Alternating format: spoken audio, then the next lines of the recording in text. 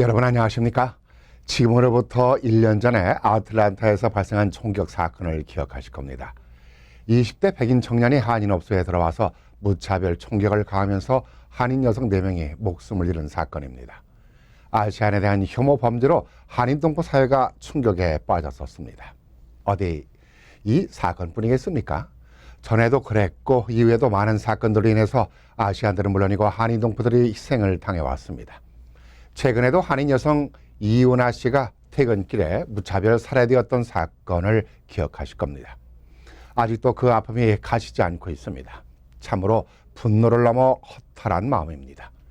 며칠 전에도 귀가하던 아시안 여성이 무지하게 폭행을 당하는 영상이 공개되면서 이 또한 충격을 줬습니다. 무방비 상태였던 아시안 여성에게 1분 30초 동안에 무려 125차례의 폭력을 가했습니다. 어떻게 사람을 저렇게 폭행을 할 수 있을까? 충격 그 자체였습니다. 지난 3월에는 2시간 동안 아시안 여성들만 골라서 7명을 폭행한 사건 또한 우리를 경악해 했습니다. 이렇게 아시안 여성들이나 아시안들을 대상으로 하는 범죄들이 놀라울 정도로 연이어서 발생하고 있는 현실입니다.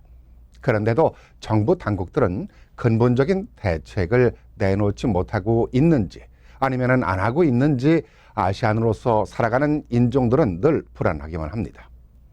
뉴욕시의 경우는 범죄와의 전쟁을 선포했다고 하지만은 그저 전철에서 서성이는 노숙자들을 내쫓는 일이나 순찰을 강화하는 일이 전부입니다. 이런 모습들을 바라보면서 당국자들의 이중성이 아시안들을 더욱 불안하게 하고 있습니다. 우리들이 할 수 있는 일이라고는 증오 범죄 규탄 시위를 하는 게 고작입니다. 물론 이도 중요한 일입니다. 그렇습니다만은 아시안 증오 범죄 예방 특별 대책반을 만들라고 당국에 촉구하는 적극적인 정치적 활동이 필요하다고 봅니다.